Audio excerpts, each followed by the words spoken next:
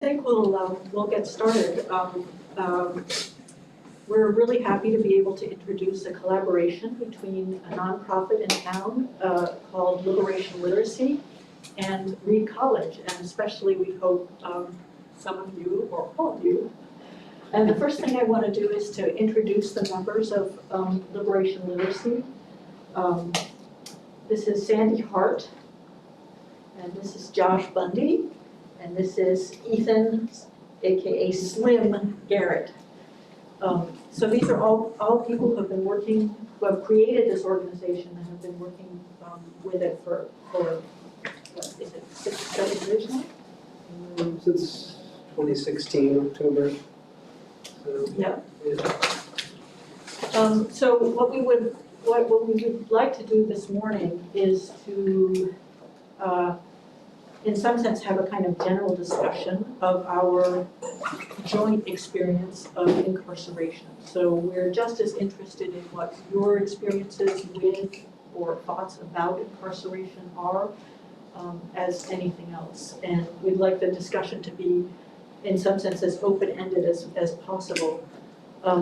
But I have we put together a little PowerPoint that has some facts. It's going to start off with some facts, and then we'll it also has some much briefer citations, which might be spur to discussion, the thoughts about incarceration. And we'll just take the discussion as long as it goes. We'll see how.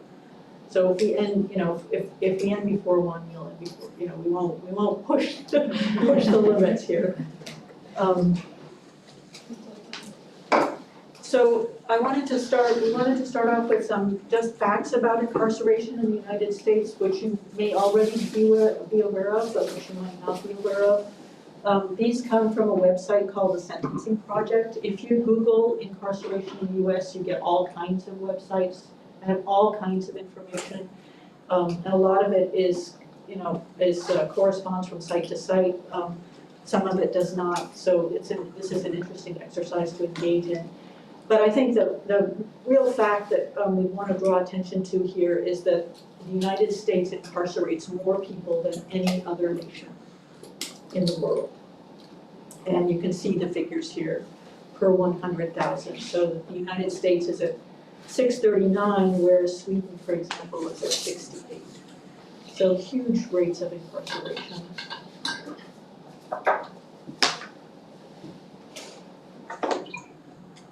The other thing I think that's amazing about incarceration in recent American history is how much the rates of incarceration have gone up. So if you look at the chart in 1925, relatively low rates.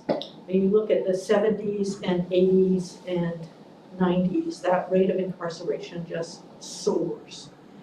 And that corresponds to a lot of legislation that happened in the United States at that time. It was certainly the product of Reagan's war on drugs, but also the product, say, of Clinton's 3 strikes and you're out.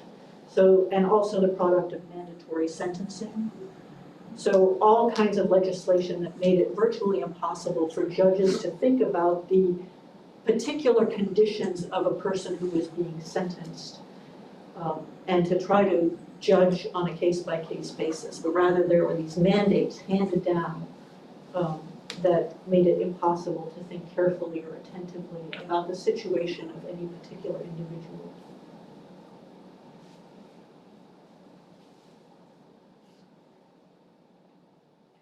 Oops, I didn't want to do that.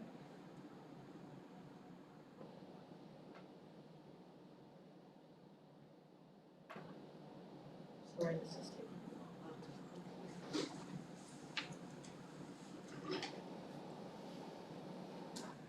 So this piece of text here says something about how we started sending more people to prison, and it was especially, I think, the war on drugs that was.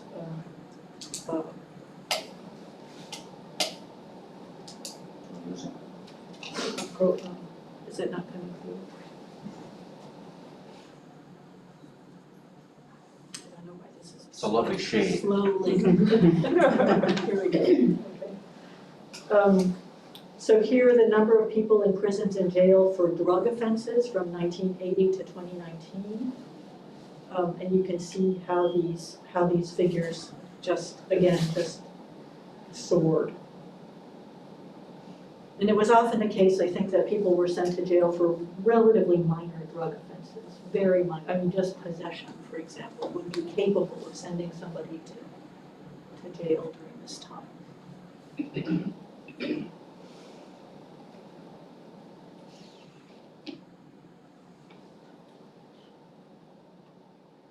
And this is the rise in the number of people who are serving life sentences. So again, you can see figures for 1834 are 34,000, but figures for 2020 are over 200,000. And I think it's so crucial to think about what that means to be handed a life sentence.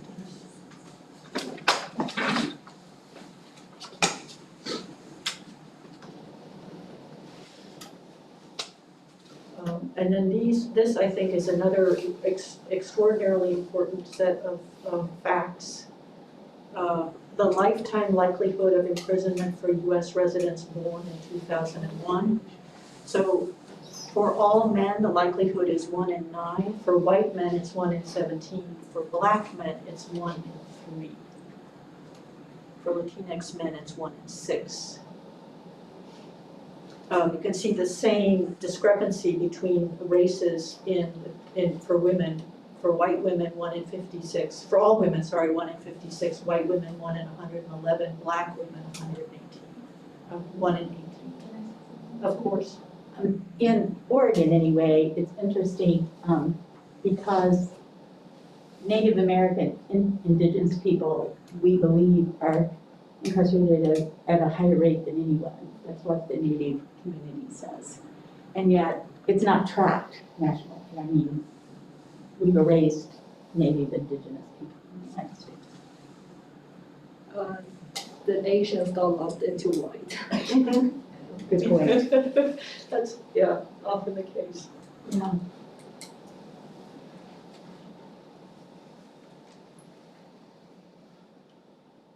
Then you didn't just flow. So I think the other thing to think about again is one of the things that this suggests is that the consequences or the results of mass incarceration have virtually no effect or very little effect on public safety. In other words, this is not serving anyone well. It's not serving the people who are incarcerated well, and it's not serving the general public well either. It's not a system that is that does what it's ostensibly supposed to do. And I think another fascinating thing here is the amount of money that we spend on incarceration in the United States. So these are amounts in billions. So in 2019, state expenditures on corrections was $56 billion. And I think the figures have varied, maybe you know a better, but I've seen figures that vary from $29,000 per inmate per year to up to $46,000 or even higher than that per year in expenditure. So when you think that in some cases incarceration, imprisoning somebody in a small cell would cost, for a year, would cost what it costs a student to come to Reed College. Think about the relative benefit of those two tracks. The differences are astounding.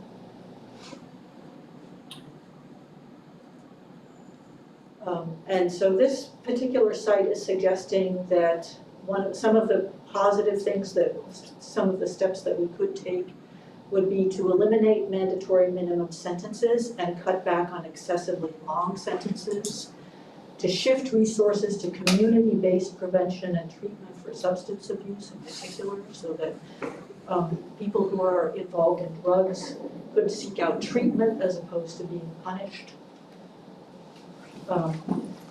Investing in interventions that promote strong youth development and respond to delinquency in age-appropriate and evidence-based ways. Examining and addressing the policies and practices, conscious or not, that contribute to racial inequity at every stage of the justice system. removing barriers that make it harder for individuals with criminal records to turn their lives around. I don't know if anybody wants to comment or has ideas, further thoughts about any element of this, but please don't hesitate. I want to say a little bit, but also to clarify, you introduced me as Josh Bundy, and my name is Joshua Wright.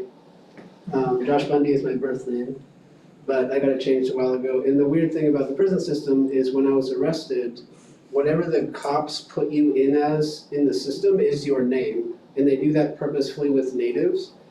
Sandy mentioned they're a race, and there's a long history of genocide and other things, of course, colonization. But what they do, in particular, with if you're native, let's say your name is John Runningbird or something, they'll put you as like John Smith on purpose to erase that native given name. And that happened a lot with friends of mine. My friend Robin, his last name was changed in the system and different things like that. And for me, they did the same thing where they reverted my legal name back to my birth name in the system. And since it was put into the system, it erased my legal name change that happened when my mom got a divorce from my father when I was like 10. Which I hate that name because my father was an abusive alcoholic. So that's the weird thing about names is, no, it's all good, you didn't know that. Is that, that's why I'm clarifying. Like they have so much control over you. And you even, when you go into the system in prison, you sign a document that says you have no rights. And that's another thing that should be on this list is everyone in prison should not be so removed that you cannot have legal recourse for things that happen to you. Including, I mean, people die in prison from guards, from medical staff, from other prisoners, and nothing ever happens. And that's something that should happen is people shouldn't have their human rights taken away just because you were convicted of a crime or you took a plea deal, which is the normal thing that happens. So that's something. Another thing is just education and what happens in the media with how people like me and Slim are portrayed. We're portrayed as either violent and dangerous or calculating and methodical or chaotic and random.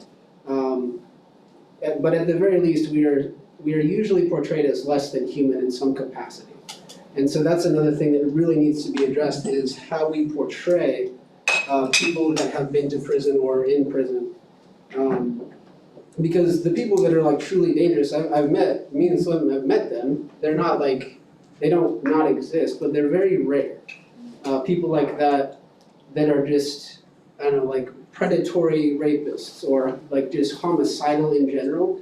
It's just such a small percentage of the population. And it's so rare to encounter someone like that should not be the normal portrayal. And they do that because it's interesting to watch and it gets ratings. But that portrayal means that everyone like us is deemed dangerous, is deemed scary, is deemed uncomfortable to be around. And so it allows that dehumanization to start. It's like, why would we treat these people like human if that's what they are? And you're never really given any alternative is the majority of people aren't like that. The majority of people are in there for drugs or, selling drugs, dealing drugs, petty like violence, like getting in a brawl outside of a bar. Drinking is a big thing. A lot of people in prison, in some capacity, like drinking was involved in their crime. But on average, a lot of people don't like go around murdering people or raping people. Like that's so rare, even in prison.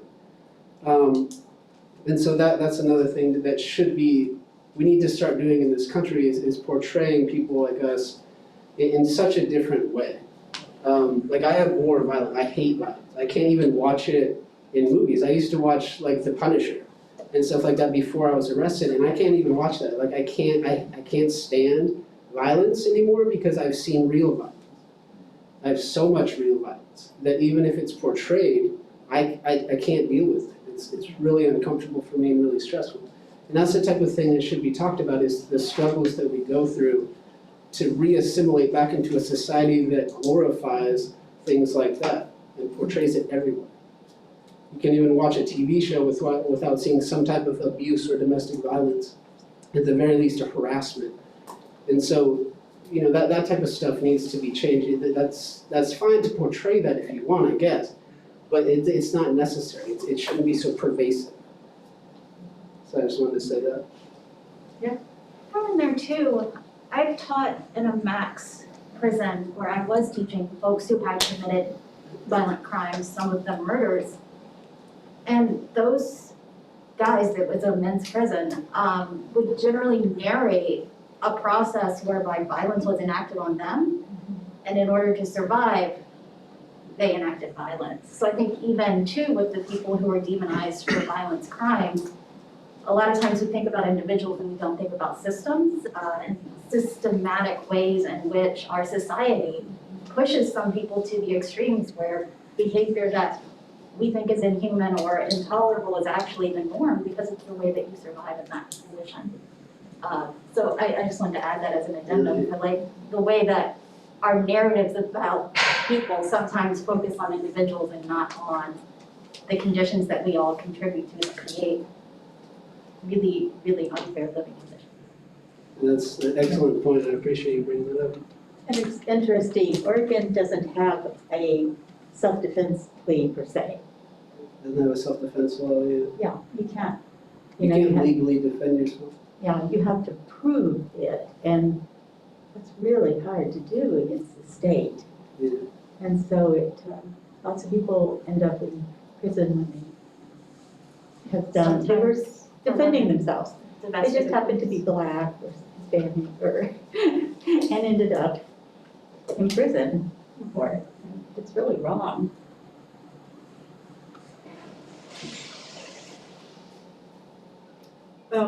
So the next set of citations that that we've selected here come from a book by Michel Foucault entitled Discipline and Punish. And perhaps some of you are already familiar with elements of this.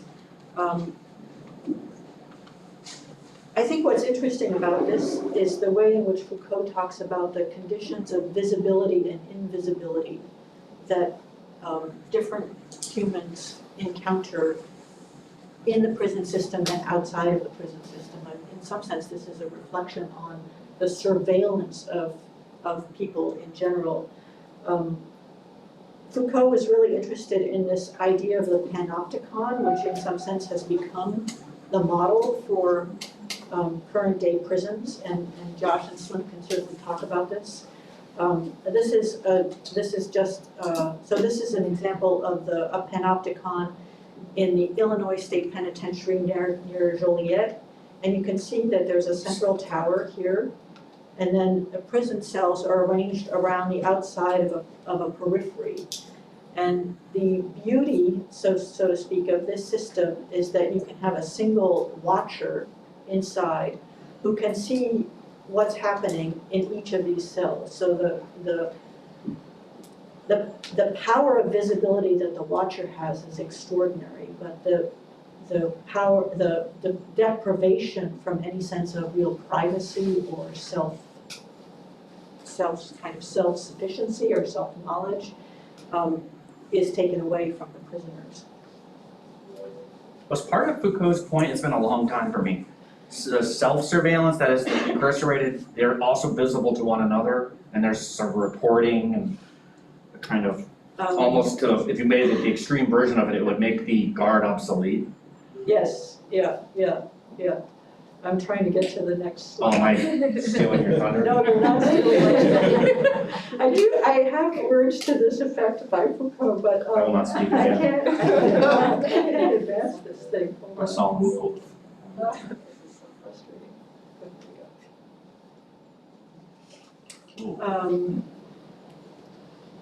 So this is basically a description of this kind of architecture. At the center, a tower. This tower is pierced with wide windows that open into the inner side of the ring. The peripheral building is divided into cells, each of which extends the whole width of the building. They have two windows, one on the inside corresponding to the windows of the tower, the other on the outside, allows light to cross the cell from one end to the other. All that is needed then is to place an observer in the central tower and to shut up in each cell a madman, a patient, a condemned man, a worker, or a schoolboy. By the effect of backlighting, one can observe from the tower, standing out precisely against the light, the captive shadows in the cells of the periphery. They are like so many cages, so many small theaters in which each actor is alone, perfectly individualized and constantly visible. The panoptic mechanism arranges spatial unities that make it possible to constantly see and to recognize immediately. In short, it reverses the principle of the dungeon, or rather of its three functions, to enclose, to deprive of light, and to hide. It preserves only the first and eliminates the other two. Full lighting and the eye of a supervisor capture better than darkness, which ultimately protected. Visibility is a trap, or we could say visibility becomes a trap in this particular instance.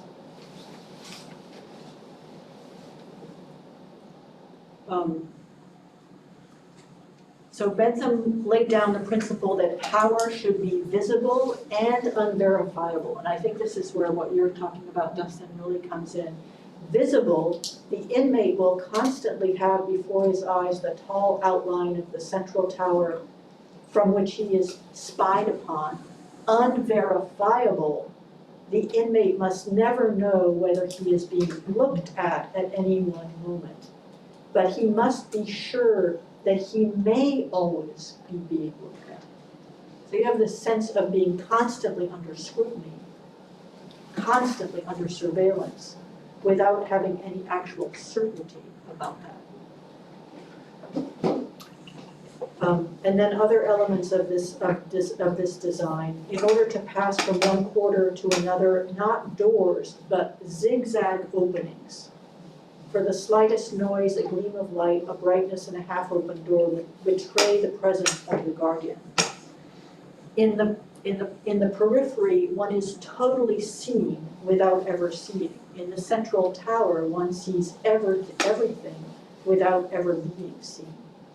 So the distribution of power in this architecture has its principle not so much in a person as in a certain concerted distribution of bodies, surfaces, lights, gazes, in an arrangement whose internal mechanisms produce a relation in which individuals are caught up.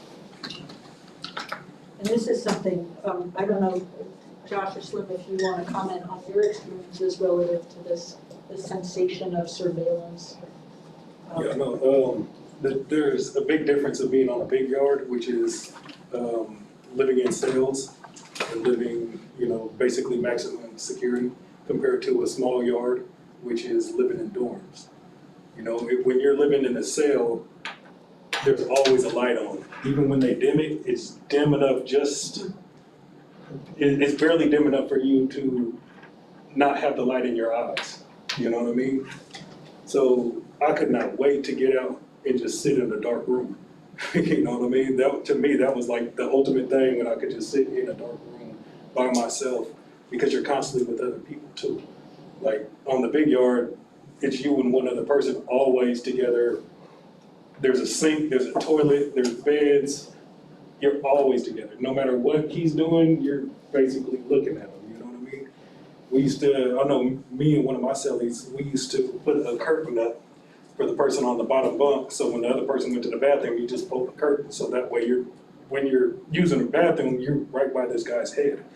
You know what I mean? So that curtain just gave him just that little bit of privacy that we were looking for. But the CEO, the guard, the cop, whatever you want to call him, he could walk by at any point, and there's a window almost the size of this board into the cell, in a cell that's basically that wide. So no matter what you're doing, at any point in the cell, that he's looking and seeing everything that you're doing. You have no privacy, and I'll tell you, that was horrible, horrible. And with the bunks, there's also the problem, there's a lot of things that are similar, is when the officer, there was 80 people bunks. So there's like 40 bunks all lined up against two walls. and they're all kind of facing or next to the officer's station, and the windows in the officer's station are made in such a way where it's hard to see if that person is looking outside, looking at you, what they're doing, if they're even in there.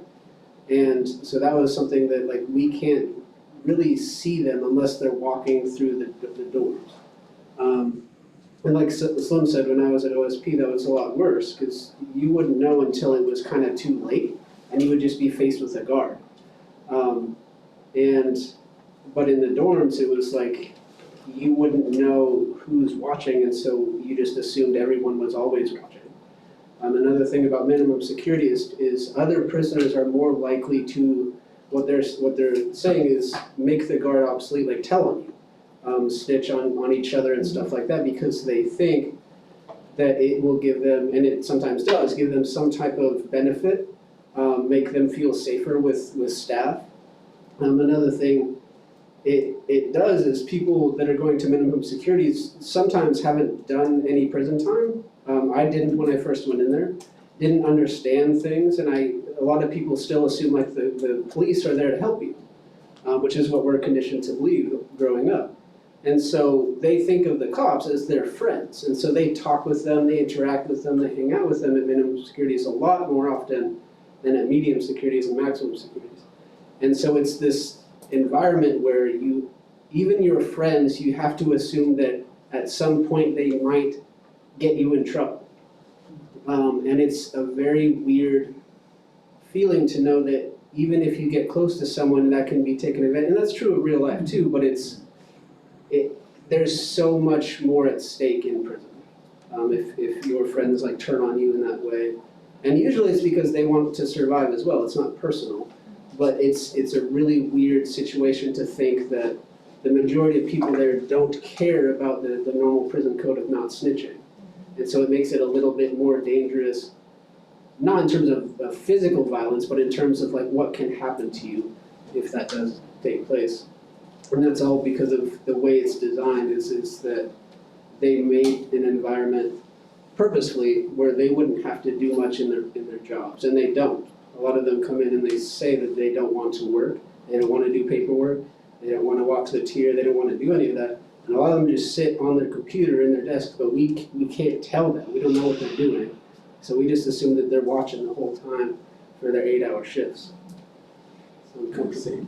Plus, they've expanded this concept, and during the time I've been going into CRCI, they kept adding cameras in every room. I mean, I would do religious services there besides meeting with Lit, and they even ended up putting a camera in the chapel. And so, you get used to scanning the room.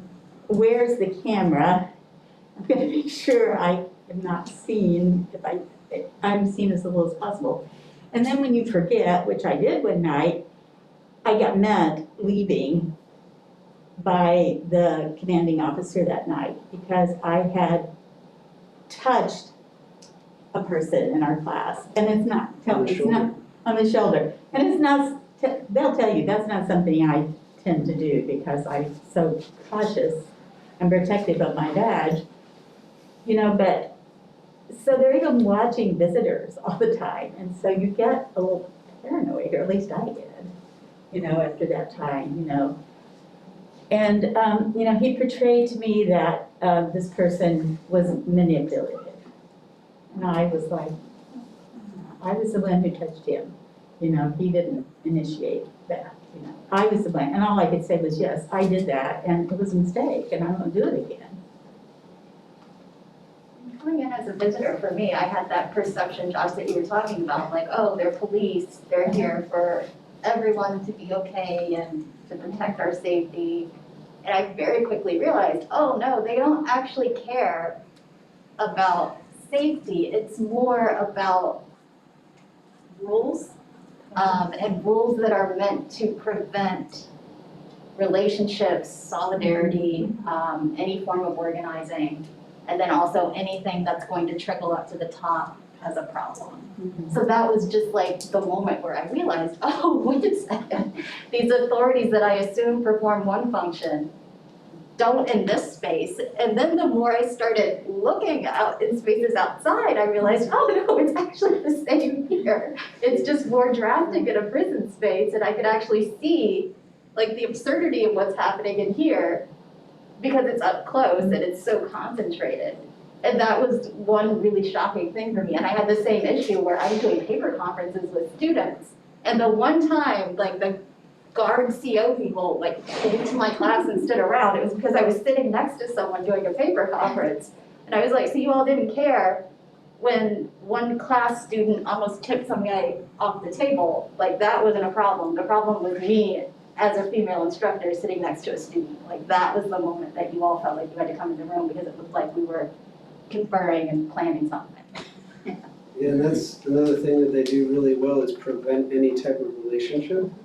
And it's almost, on our end, it feels eventually over time that we don't deserve to have any type of relationship with people because we are so less than normal people.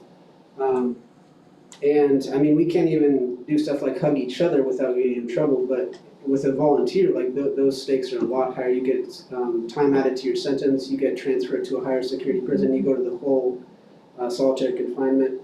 All kinds of stuff can happen from interacting with volunteers in a specific way. And it's also that we understand as a whole in general, like what would happen if we did kind of combine together and join together and be like, hey, you guys can't do this anymore, you can't treat us like this. Ask for things like standard medical care, good food, things like that. We know that there's like 40 prisoners for each guard, no matter the prison that you're at. Sometimes that ratio is a lot different, a lot higher. The guards they're very small numbers. But we understand that if we did take over a prison and demand things like they did at Attica in the 70s, you should really read Blood in the Water, by the way. It's an incredible book. I think it won the Pulitzer Prize. But it's a very intricately explored thing about Attica. But the reason that the ending happened the way it did is to set an example for all future prisoners that if you ever take over a prison again, you will be shot. We will come in with the National Guard and just shoot everybody. And so we understand that. And so no matter how bad things are in prison, it's really, really unlikely that we would ever take the next step and say, like, can we please just get like proper food? Because we know that we would be killed if we did things like that. And so that's another thing is like these examples in the past make sure that the punishment that the guards dish out, not the rehabilitation, not anything like that that they say that they're doing, it continues for threat of violence. And that's, if you look at it in that way, that's a form of an abusive relationship, a very severe one. And there's nothing we can do about it. We can't leave, we can't go anywhere, we can't say anything, we can't make it known, we have no legal recourse, things like that. So that's another thing to keep in mind, as well as what this type of setting has done over time and what it does to us now. I was gonna also say, when you look at a big yard, when you're on the big yard, even when you go outside to lift weights, when you go outside to walk the track, there's a big tower above the yard, and you know that they got guns up there. Yeah. So if you get too close to the fence, there's a shot fired. Yeah. You know what I mean? So when you're talking about you're not feeling safe, like, you definitely don't feel safe. You get within 3-4 feet of the fence, first thing they say something over the radio, you hear it over the intercom, and then the second thing is a warning shot. You know what I mean? And you're lucky if you even get that. So you definitely gotta be very on top of where you're at, your body language to other people, like Josh was saying about being on the big yard, how the COs would just pop up at your door. There were some that wore keys and you could hear them coming, and they did that to give you time to put away anything because they were like, I really don't want to do the paperwork. And then there were the other ones who thought they were, sneaky, and they just wanted to come and find everything about you. And there's different guards, like some are just dicks to where they're that way all the time. They enforce certain rules sometimes, then they'll let something slide just so that you start doing it, and then they'll come and bust you on it just so that it tries to relax you. Then there are some who are just by the book all the time. Then there were some that were like, man, I just don't want to be here, I don't want to do anything, and we'll just sit in their office all day. So you gotta really know who's on duty at all times and react and act accordingly to that. Also, to add on to that, with the gun towers, we are mandatorily issued clothing that has bright orange shields of the state of Oregon, the Oregon Department of Corrections, and they are placed on the femoral arteries, one in the front, one in the back.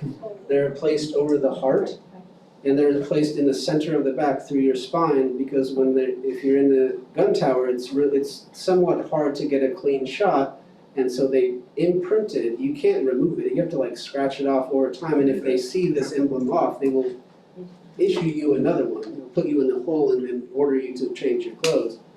So that's another thing and that's to be shot.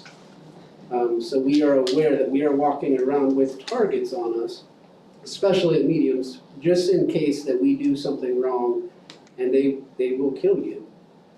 So that's like a constant threat as well that we really hard to deal with and just think about. So I thought they were doing away with that. that's first ever. Right all the way until relief. And there was people that came from medium securities that talked about riots and things that happened and people getting shot. I've never put that together. To something that you were saying is, when I walk into a room, I still scan for the cameras. I did 4.5 years. And literally, every time I walk in a room, I always just look at the corners and I'm like, oh yeah, I'm not in prison. It was just something that's embedded into my head. But you know, even out here on the streets, there's cameras everywhere. You know, so you just scan the room and see what your environment is.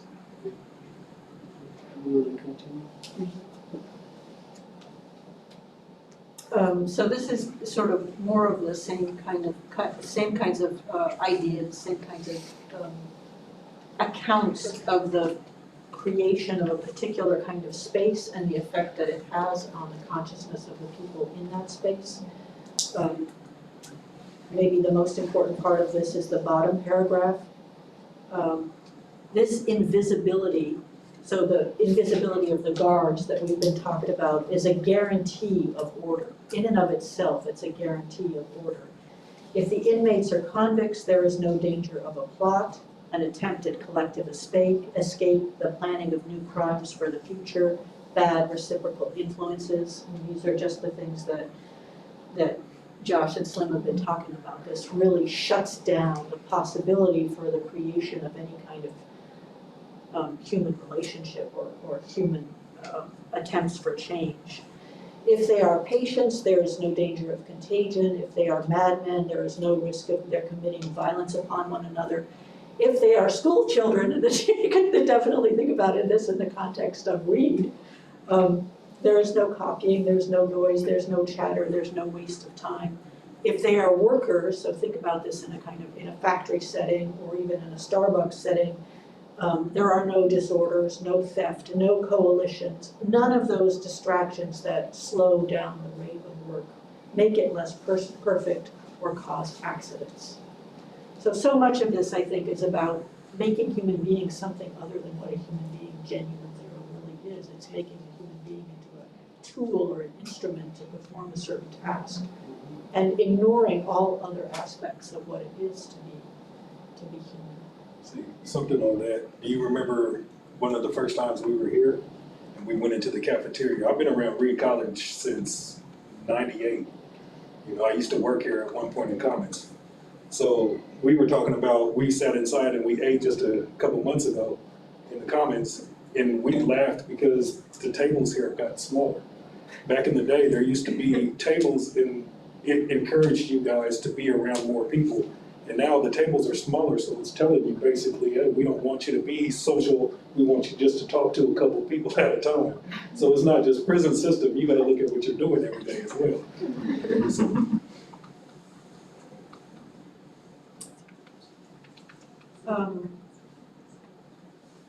Yeah, I think this is more, just more of the same. This is maybe not very necessary to talk about.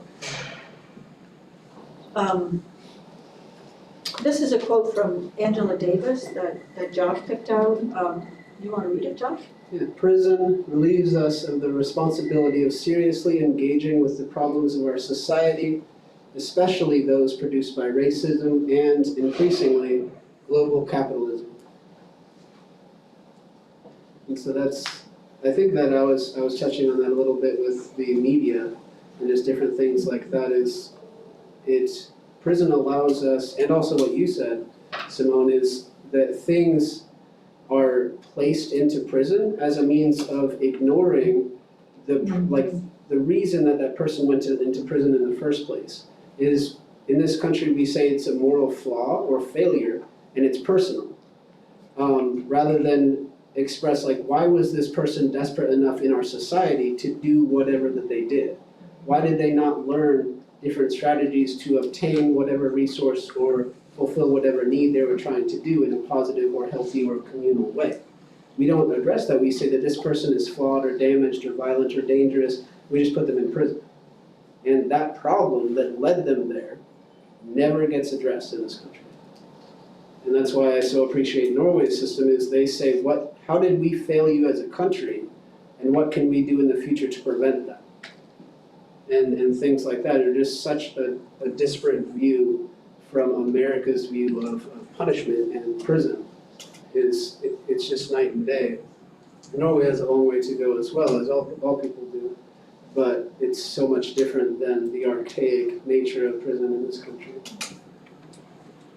And I think one of the best books that kind of gives that history is Elizabeth Hinton's From the War on Poverty to the War on Crime. So she's a professor at Harvard, and she spent 10 years writing that book. But she came in, she was a friend of the professor that started with Joshua, and so she came in and visited our class at CRCI. But it's a great book, it's a hard read, but. Hinton? Elizabeth Hinton. Yeah. Hinton. And she's got a new book out, but I haven't read it.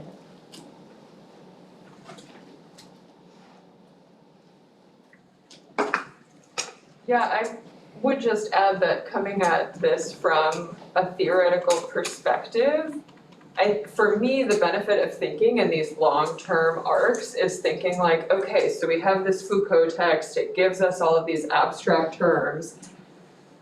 We really have benefited from Slim and Josh telling us what that looks like in practice, and being able to combine that with the theory is to realize, it's been a while for me since I've read Discipline and Punish as well, but I think it's 19th century, sort of the origin of how society has shifted its value systems to make these systems seem normal.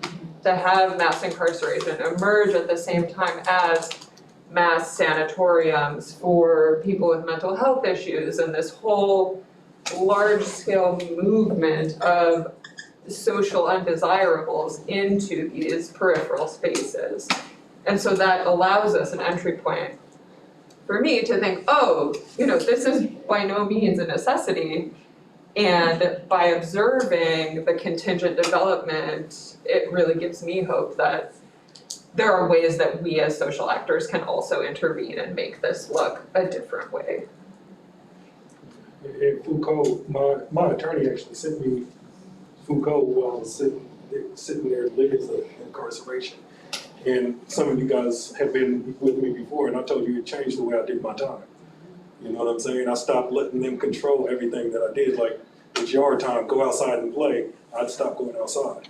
You know what I mean? It was just me living free inside of a system that wasn't allowing me to be free. You know, it just made me real calculated on the things that I was doing instead of doing what they said I could do. Once I got to the small yard, I was part of a dog program. And with the dog, I could grab the dog and go to any cop and be like, hey man, I need to go outside at any point during the day. I've done it during count time when you're not supposed to be off your bunk, just so I can get off my bunk, so that I'm doing something different and one of them had to escort me outside. You know what I mean? That was just my way of it being something different, you know.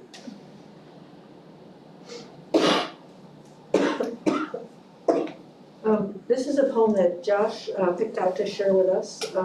You wanna read it and talk about it, Josh? Yeah, definitely. One second. Sorry. Thank you. Speaking of cameras. This was an asked for camera. We wanted this recorded, but. Yes, thank you for clarifying that. Okay. It's a little bit different. But I found this poem when I was in prison, when I was in solitary confinement, actually. I heard it mentioned in a book that I found in the library. We could only have one book at a time.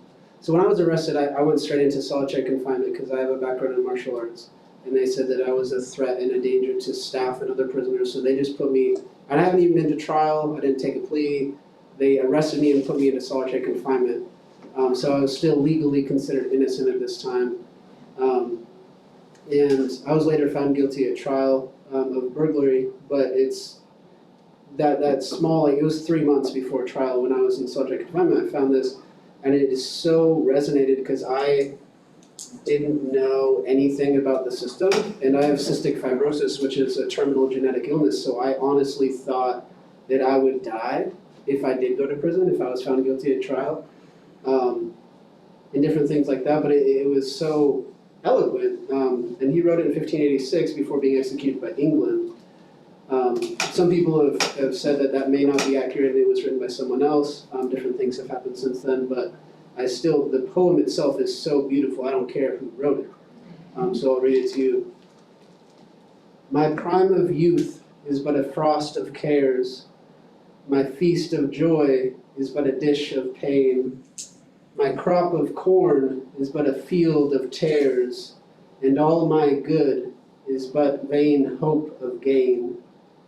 The day is past, and yet I saw no sun, and now I live, and now my life is done. My tale was heard, and yet it was not told. My fruit is fallen, and yet my leaves are green. My youth is spent, and yet I am not old.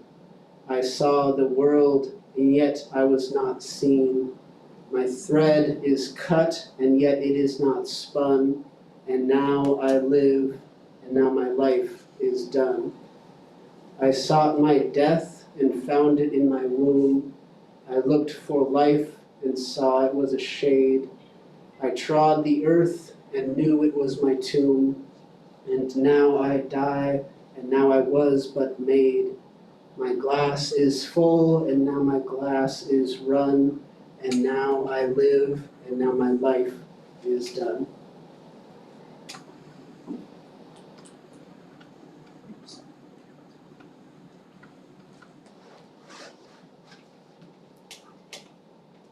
So I know it's hard to comment. But I think we're interested in knowing sort of what your thoughts are about some of these, maybe especially sort of for lack of a better word, sort of the effects on consciousness, the psychological phenomenon of living through these kinds of events or this kind of punishment. What resonates? I mean, with any of you at any level, and what you're hearing.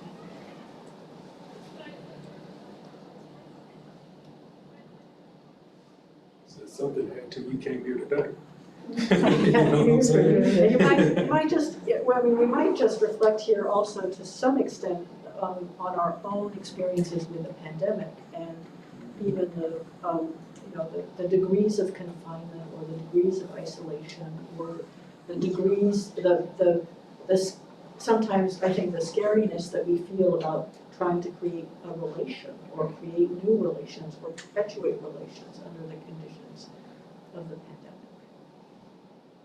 The fear of the lost, I think this poem is there's so much pathos here about this, the loss of time and opportunity and youth and life.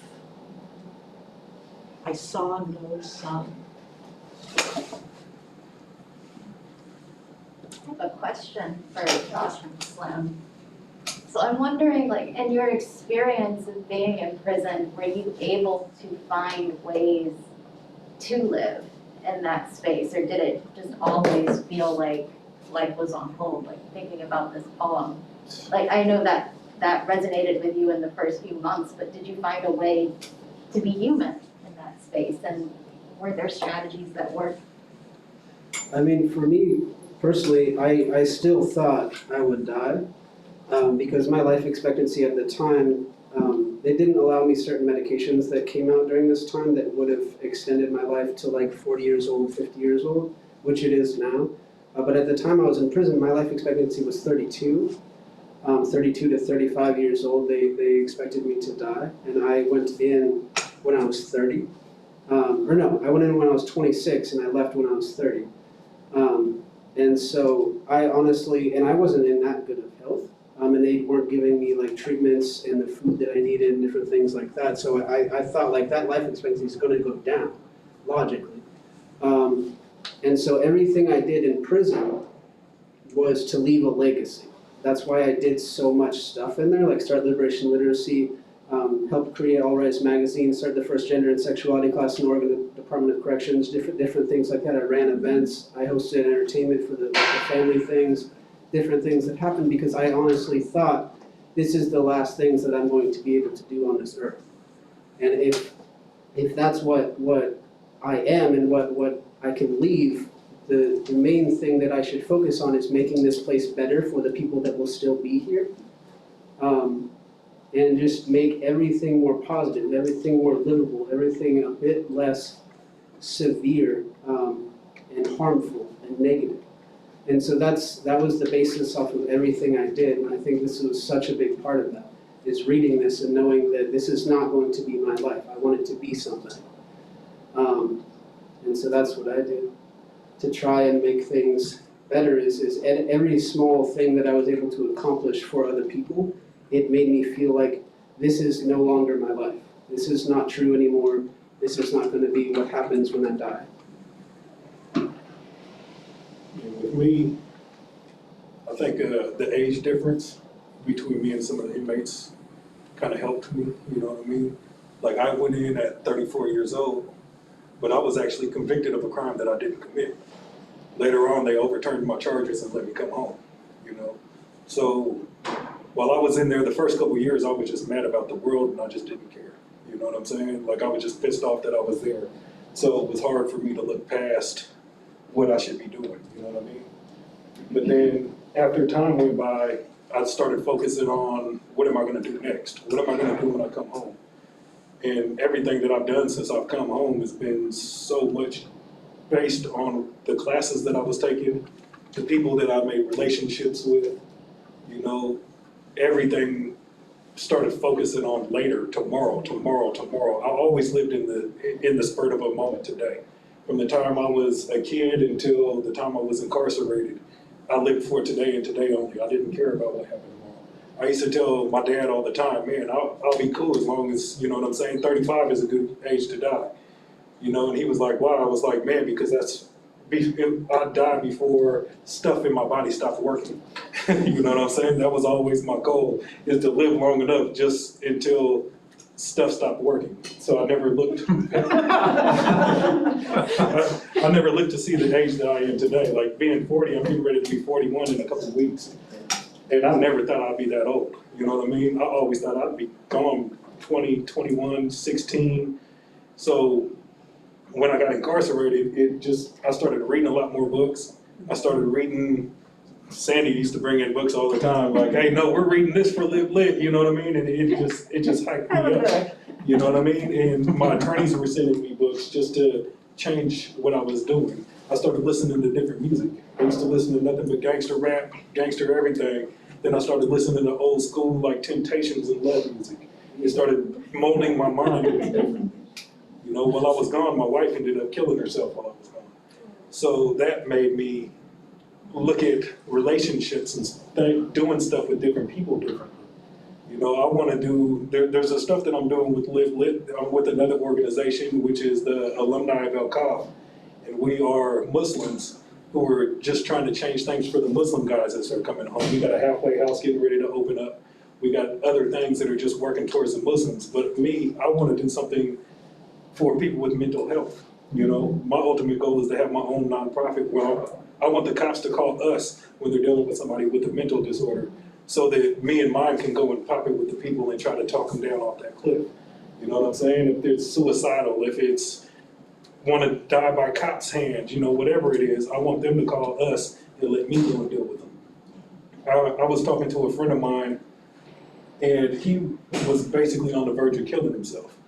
And I just sat back with him one night, I'm talking about all night long, I just sat back and I just kicked it with him.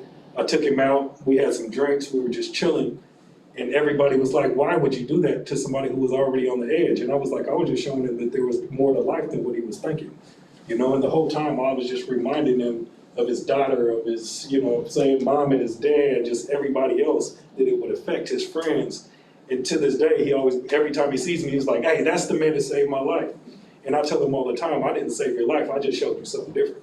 You saved your life because you made a different choice. You know what I mean? And that's the kind of stuff that changed me while I was in prison. I lived for me, now I live to see what I can do for the world. One of the things that some started saying as well in the beginning, or I resonated with is, and I didn't think about it, but I was convicted of a burglary I didn't do either. And that made me want to, all the stuff that I was doing also was like, I am not the person that you said I am. Yeah. And I wanted to prove that. And so like, if at the end of the day, people can look at what I did in prison and say, this person could not be the person that they said this person was when they were convicted of burglary in a trial. And so that was a big part of it as well, and just doing so much to make people, I wanted people to experience who I was through my actions. And so that was a big part of it. I'm glad you. That was something that me and you also talked about is, while we were in there being convicted of something I didn't do, I had to walk away from certain things because I had different appeals. You know, I was fighting to get free, and I knew if I got into fights, if I did breaking the rules, if I got write-ups, if I got all this other stuff, that would give them ammunition on, see, we told you this is what he was. You know what I'm saying? If he did it or not, look, this is what it was. And I was trying to do everything that I could to not be that guy. Exactly. I have a cousin who works at one of the prisons I was at. And she still says, she was like, you know, to this day, because of the way that I carried myself with the Muslim group, basically I was the imam. I would give the sermons, I would give, you know what I'm saying, the group activities, I was doing everything for the group. And I would be the one to go and talk to the chaplain, talk to the cops, and to make the changes and get the stuff that I wanted. And she was like, you know, they still base how they treat the Muslims on the way that you were when you were here. They would always be like, well, what would Slim do? You know what I'm saying? Okay, well, this is how he would react. This is what he would ask for. This is what we're gonna give you. So even the stuff that I was doing in there, it's still affecting them. I've been gone almost 2 years next month. On the 17th will be my 2-year mark. And 2 years ago, the stuff that I was doing is still affecting the guys who are in there right now. So.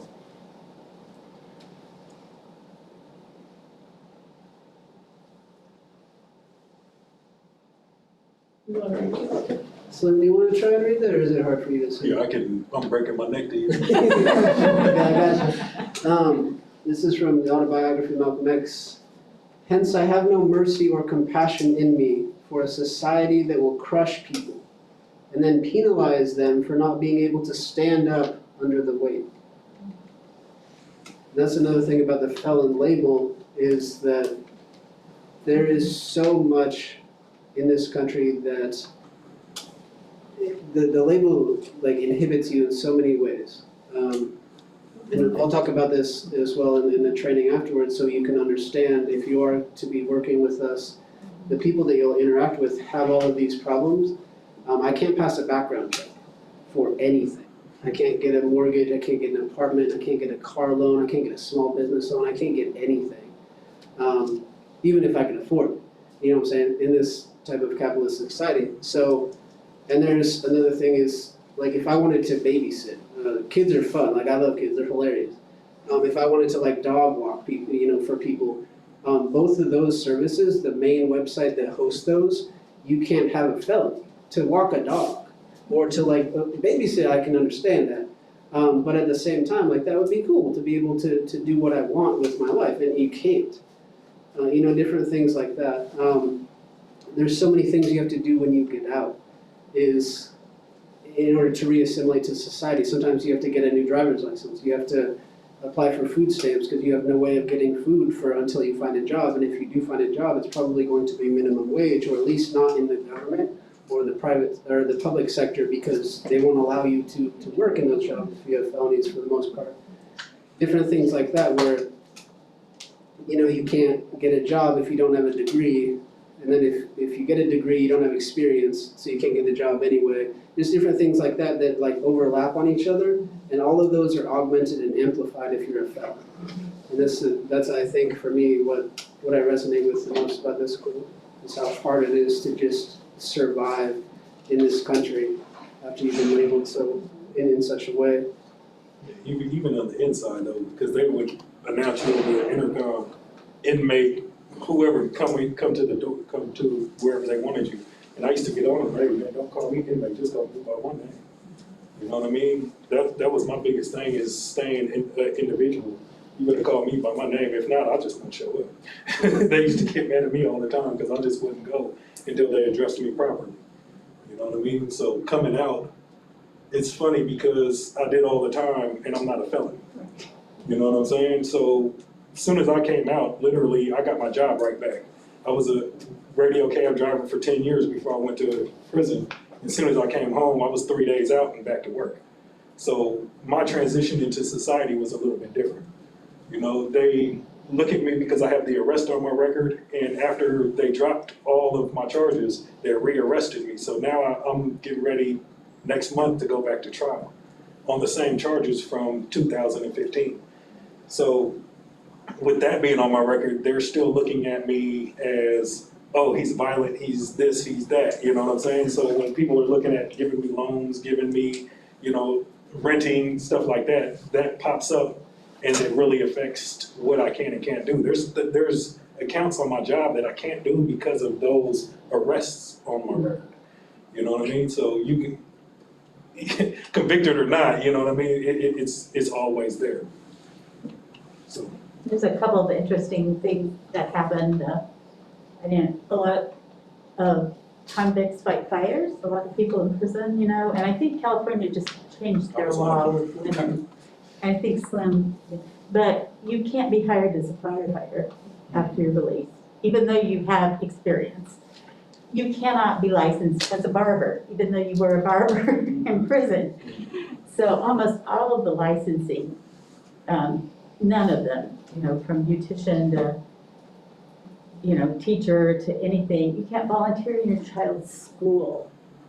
And presumably these measures, these policies, which Natalia mentioned early on, these kind of iron rules that got instituted, were done as deterrence methods. Is this the supposed logic of these, you think, or? Yeah, no, it's to make you re-offend. Yeah. Everything is recidivism. They want you to come back. Once you go inside the system, it's not about rehabilitation, it's about how much money they can get for when you come back. Because your next sentence is gonna be longer than your last sentence. You know what I mean? So at any time that I hear, you know, oh, we're rehabilitating people, I'm like, no, they're not, they're just punishing you. You know, once you get that felony on your record, it's designed to bring you back. When you're on probation, any little slip up, you go back to jail, you know, and the jail system is getting more money off you. This is a economic-based. Meanwhile, while the politicians were talking about these measures, going back to the 70s, whichever measure you want to talk about, mandatory minimums, 3 strikes, et cetera, they don't talk about it that way. Right, right. And they don't get passed that way either, I guess. There's enough good actors. Protecting society, you know, it's yeah. When they brought up the war on drugs, black folks, we believed that it was a war on us, it wasn't a war on drugs. They were coming for us in every way that they can, because it's supposed to be, you go to jail, you go to prison, you get out, and that you served your time, you served your debt to society. But what they told us is, not only do you serve your debt to society, but if you get in trouble again, you're gonna pay for the same mistake that you made back in the past, as well as the mistake that you're doing today. So that 3 strikes, all that is just a bigger way to put us in jail for longer. What are your voting rights with a felony in Oregon? You cannot vote while you're in any type of custody, but once you are off or out, if you are able to, Off paper. yeah, then you can vote again. And there's a push to change that. There's a bill and going through the legislature at some level, I'm not sure which level, to grant, we vote by mail. Trust me, the state of Oregon knows where every one of those people in prison are. You know, they have their address. They could easily vote by mail. So I don't know whether that will pass, but I think it's the second year it's come up. So there's a letter writing campaign going on. about that right now. It was funny to me because after my first year down, my dad got a letter in the mail and it was the police force trying to get me to come and become a cop. And he was like, what should I do? I was like, man, fill it out and send it in. I'm sitting in prison, like, to me, that would be hilarious. If they would have been like, yeah, he fits the description. Yeah, definitely. You know? I forgot to mention also, like, when I was arrested, I was going to school I was pursuing a doctorate in clinical psychology from the University of Oregon. And I found out probably about my second year in prison that because my burglary is considered a violent person-to-person felony, if I get out and do complete that degree, like Sandy was saying, I cannot obtain a license to practice. So even if I got a full doctorate, I could not do anything with it as a felon. And just different things like that. And what Slim was saying is the requirements of capitalism, especially how big corporations are, things like Starbucks, Walmart, Victoria's Secret used to do a lot of this work, is utilize prisoners for their labor. And how big these corporations are, and with how many people are in prison in America, that's what keeps a lot of these corporations, their profit margins so high, is all of that free labor, or it's very cheap if they're using a private prison. If it's a state or federal prison, it's free for the most part. They have contracts and different things. And I mean, the city has contracts with jails too, different things like that. It's all the way from the lowest jail to the biggest maximum security prison. And that type of thing, like in order for a lot of that to keep running, they have to utilize that, or they will, at the very least, lose a bunch of money, if not go out of business. And so that's what Slim was talking about as well, is just how they started adding all of these rules because it sounds like they're protecting society, and it sounds like, you know, it's safer to do these things. But over time they realized if they tell that to the public and then use a fear-mongering campaign and say these terrible stories about a person getting out of prison and massacring a family or something, using that as the headline to pass these laws, they can then use these laws in order to continue that type of grind in the gears of capitalism. Isn't one of Angela Davis's arguments, why prisons are obsolete, that like capitalism needs surplus cheap labor, and that the way that you keep surplus cheap labor is by warehousing parts of the population in prisons and then releasing people into these low labor or low paying jobs. Yep. So See, it's I like, was working, like she was saying, in the fire camps. One of the prisons I went to was over in Tillamook, and it was a forest camp. And I used to get on them because we would go out planting trees, you know what I mean? Just tree planting. It's good for the environment. I'm all about it, right? But one of the guys who in the forestry is gonna look at me one day and he was like, yeah, if you plant 3,000 trees, we're gonna give you 3 cents per tree. And I looked at him, I was like, fuck that, 3 cents per tree. And he was like, what do you mean? I was like, man, how much are you getting per tree? If you're giving me 3 cents, how much are you getting putting in your pocket? You know what I mean? And everybody else is all hyped about it. And he was like, but everybody else is okay. I was like, yeah, but a lot of these guys didn't have jobs when they went to work, you know, before they came to prison. Like, you're telling me you're basically gonna not even pay me as a cab driver would be one trip. You know what I'm saying? And that's what you want me to get out here and work hard for? To me, I was like, yeah, you're not gonna do that. You know, put me in the kitchen. I think one of the things that's maybe most difficult for us to confront and to understand is how connected all of these systems are to each other. Reed College's bank is Wells Fargo, and Wells Fargo Bank is a bank that's well known to engage in private prisons and exactly this kind of exploitation. And I think for me, this is one of the hardest things about figuring out how to live. How do I live with that? How do I live with the fact that I love to work at an institution, but that institution is also completely implicated in these kinds of networks? What do we do about that? How do we live with those kinds of facts in a sense, really about ourselves, and what can we do to try to change that? And that's something that I think that people at Reed have tried to change, so far without success. A couple of years ago, especially with the Black Lives Matter movement at Reed, there was a big push to try to get the college to change away from Wells Fargo Bank, and that didn't really work. At the same time, I also think that there are active and political pressures, and especially the pressure of revelation.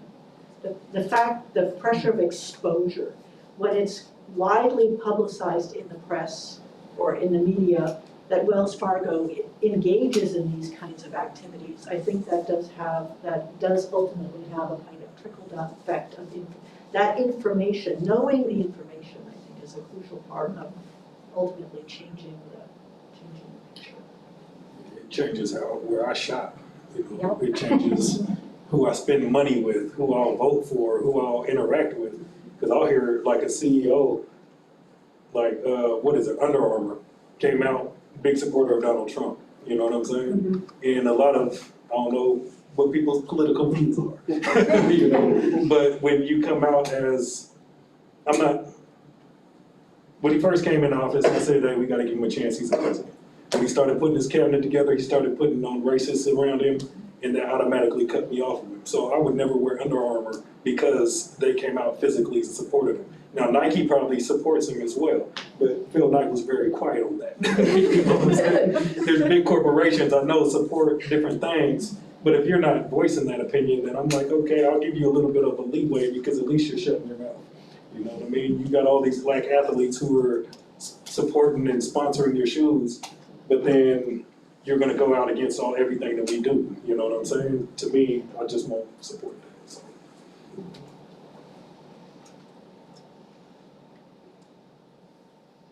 This is Malcolm X again. I see America through the eyes of the victim. I don't see any American dream. I see an American nightmare. I relate a lot to that. I think a lot of us are conditioned to believe so many different things about America and how to be patriotic and how to believe in prison and how to like police and just different things like that.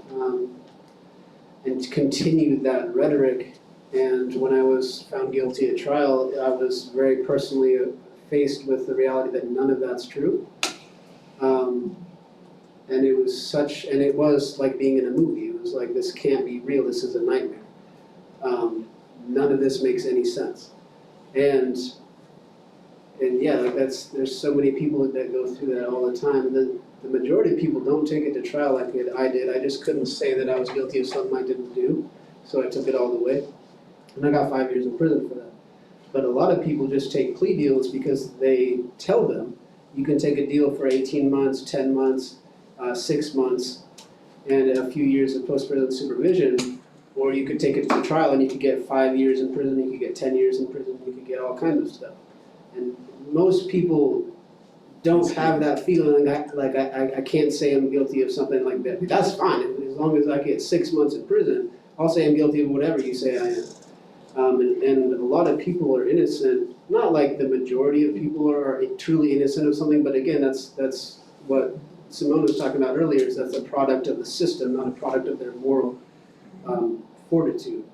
And so there's just all this overlapping stuff, and it's so messed up that we still, in children's shows, like kids shows, just make everything so patriotic and American, and just glorifies everything about things that we now can see with research and data and personal lived experiences, especially in this city, are very inaccurate. That we need to start getting away from that type of rhetoric. Like Law and Order SVU is one of the most popular shows in history, like ever. And Law and Order itself, and all these spin-offs and different things like that. CSI, all of the true crime stuff is again glorifying and making it important that we keep up that rhetoric of dangerous, violent criminals, prison is a requirement, so are police. Like that's not true. None of that is. This statement means, or makes me think of, is my dad told me a long time ago, he was like America to a black man. There's like an uncle who will buy you everything and give you all types of gifts and make sure that your life is just looking good, but he also molested you as a kid. You know what I'm saying? So you can sell me that dream, you know what I'm saying? Because they're constantly telling you, hey, this, but they're showing us differently. You know what I mean? We've always been on the run, on edge, because we never know what's gonna happen. Getting pulled over by the police is a different experience for me than it is for you. You know, last night I actually was driving and a cop got behind me, and I'm not doing anything illegal, but I'm still nervous as hell. I'm like, what if he pulls me over? You know what I mean? Just because when he runs my name, he's gonna see the arrest on my record, and he's gonna treat me differently. I was in my cab and I was driving, and I got pulled over speeding. And the cop comes over to my window and, you know, we're laughing, joking, because he sees me in the cab, he's not thinking anything.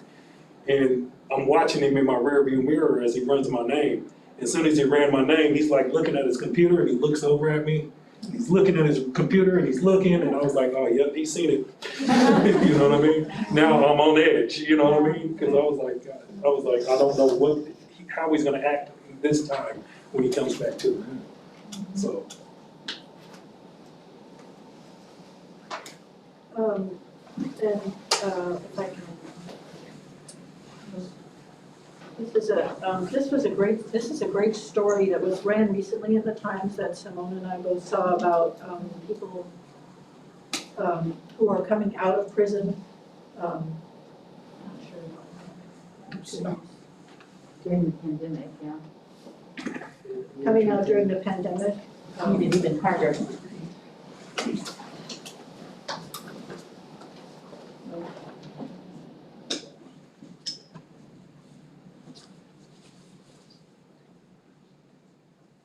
So what it's like to leave prison during a pandemic. For 13 years, Richard Gonzalez had nothing but time, but now he can't find enough. Until a year ago, he had spent his days mostly reading and thinking in prison. He was serving a sentence for armed burglary when he was released 8 months early in the middle of a global pandemic. And this is something that's happened quite a bit in states across the country, that people who are in prison, have been incarcerated, have been released early because of COVID.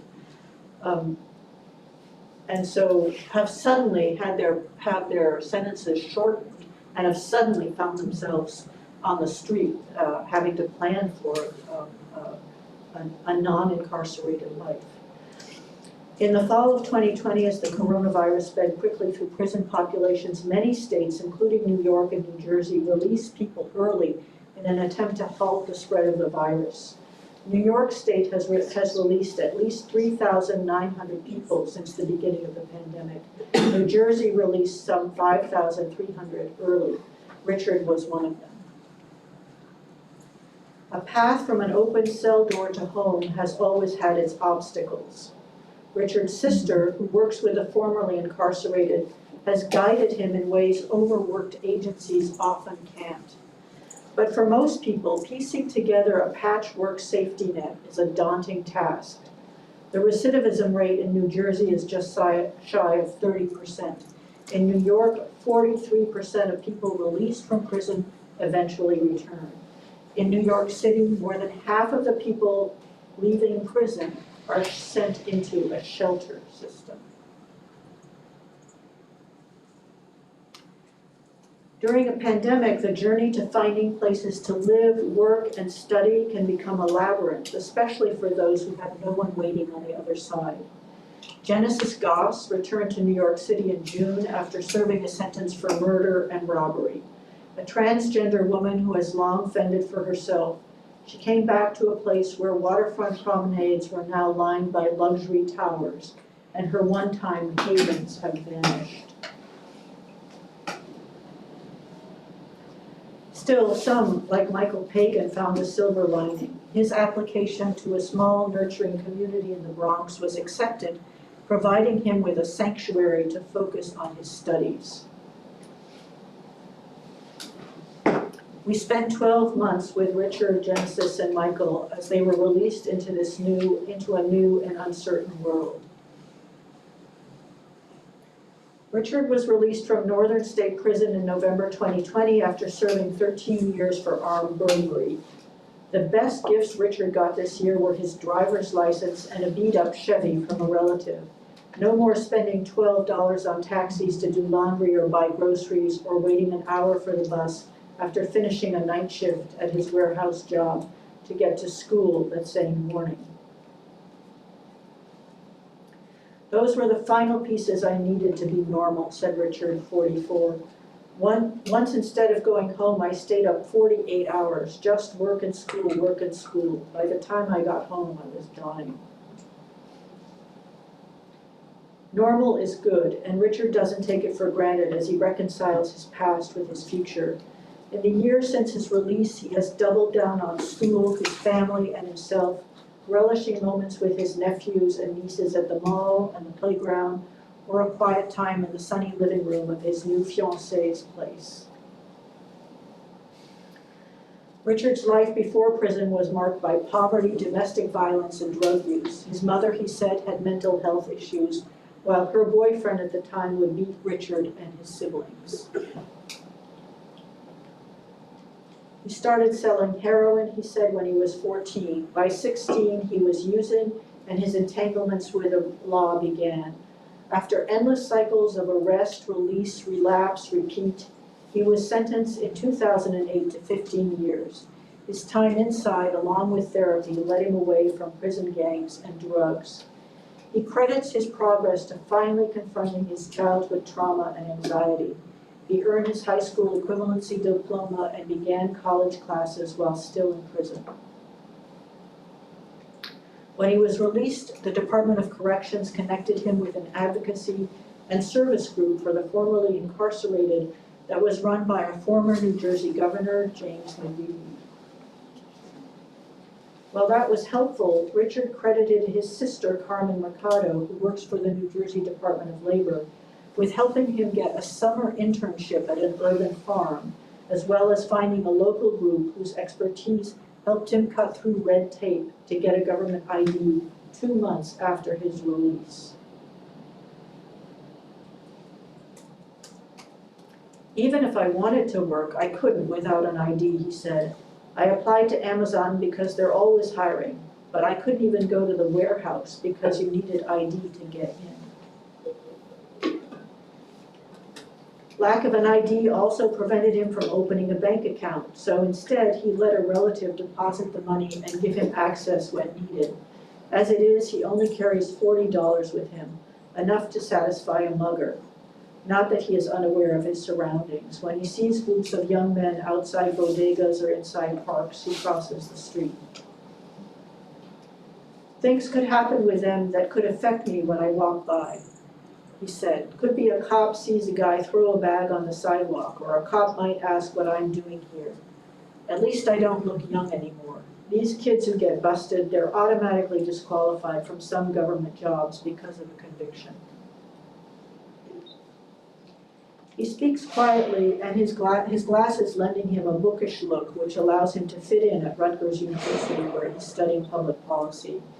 He hasn't let too many people know of his past, but when the issue of prison reform arose in a criminal justice class, he spoke from deep experience. We're quick to blame the person and not the conditions that led to that crime, he said. A person commits a crime, and that's wrong. But you have to look at the conditions that led to it. You have to look at systemic racism in schools and housing. That's not directly under justice reform, but it affects it. With the mobility that comes with his new car and license, he is eager to keep his commitments to work. He has a new day job operating a forklift and school where he has shifted to night classes. He is optimistic heading into his second year of freedom, even though the threat of the coronavirus looms. It seems like it never ends, he said of the pandemic. I was hopeful when I came out. Now we don't even know when it's going to end, but it's not going to affect my plans. Genesis was released from Attica Correctional Facility in June 2021 after serving 25 years for murder and robbery. Genesis emerged from the Port Authority late one night onto streets lined with ghosts that the gleam of high-rises could not dispel. The piers, streets, and clubs, which were often the first stop for transgender women who relied on sex work and each other to survive, were memories. She had begun her sentence 25 years ago after she was found guilty of second-degree murder for her involvement in a robbery in which a person was killed. Before that, she had been arrested a handful of times on robbery and prostitution charges. When she was released back then, she recalled, she could count on the area around Port Authority. We knew that if we went there, you could get money fast because there was always that stroll. It's gone.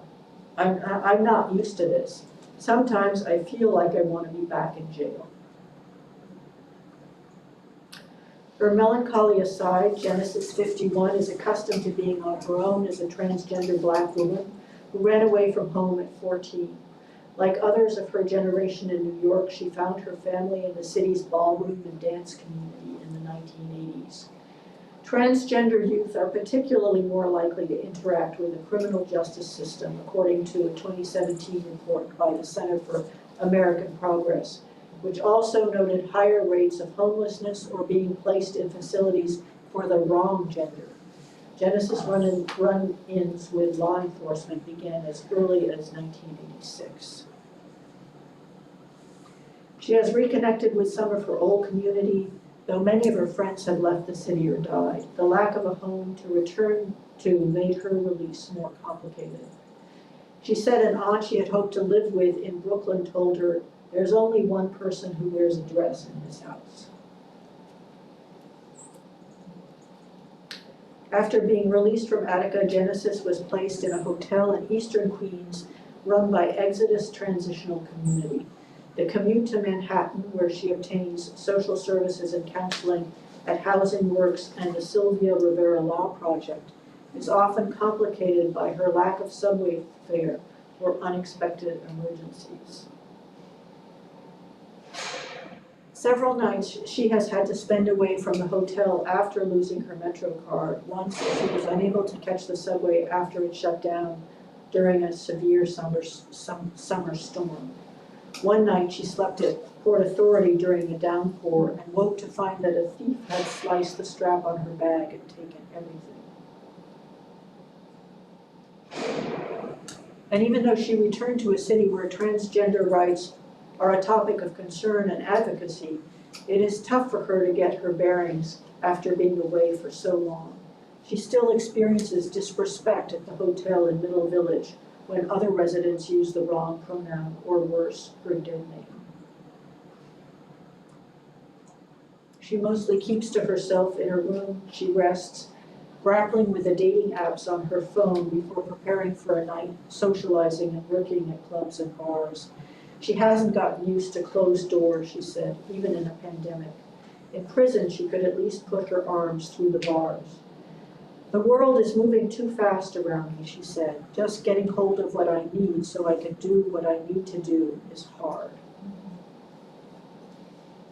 She is determined, however, to get a place of her own, and she continues to rely on sex work to pay for her clothes and hormones, not to use her food. When you're young and pretty, you're going to get it, she said, recalling nights at Times Square clubs, Danceteria, and La Esquilita in the 1980s. These kids, she continued, they get everything handed to them. We had to hit the pavement to get what we wanted.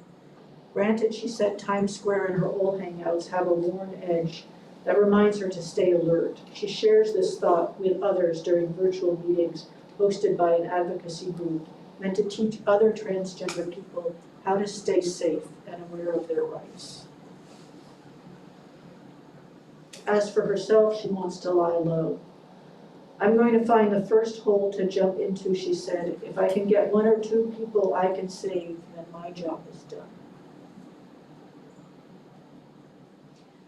Michael was released from Wallkill Correctional Facility in April 2020 after serving 13 years on a burglary charge.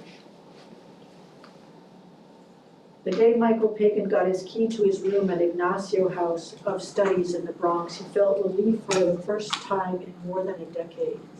Inside his sparsely furnished apartment, he thought of the plans he had upon his release.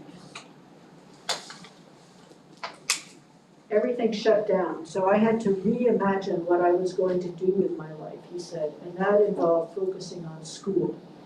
He continued, to everybody else on the outside, the pandemic was a nightmare. For me, it was an ideal situation to come home to.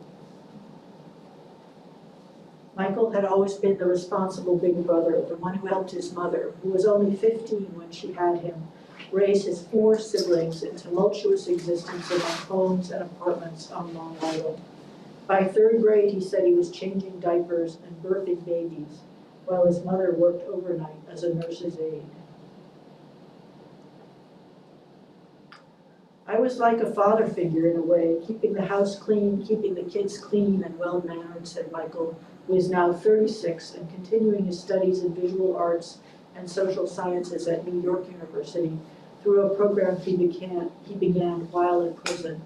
I had to do it, but as I became older, it became burdensome. I didn't have a life or a childhood. After work one day in 2007, a younger brother asked him to help some friends collect a debt. He agreed, still feeling the tug of brotherly responsibility. The night ended with a home invasion. Michael agreed to plea for a 15-year sentence. He was released early for good behavior. His brother went to trial and is still in prison for assault and burglary. He is not eligible for parole until August 2050. He remembered the jolt he felt upon entering prison. This is not me, he thought. Like many others inside, he embraced books as education and escape, starting with Socrates and Plato and on to Dickens, Dumas, Tolstoy, and Byron. I didn't read a book unless the author was dead. At first, it was almost like a sedative, but some part of me also knew this would be over one day, and I had issues to resolve. His life has revolved around 3 places since his release. Ignacio House, New York University, and Long Island, where his mother and aunt still live. Michael has led other residents in community projects, including building and tending a vegetable garden and painting murals and aphorisms on the walls of a common room. The activities they had just grounded me there, he said of Ignacio House. My interest in photography and film were coming to the surface, and I could just think about them.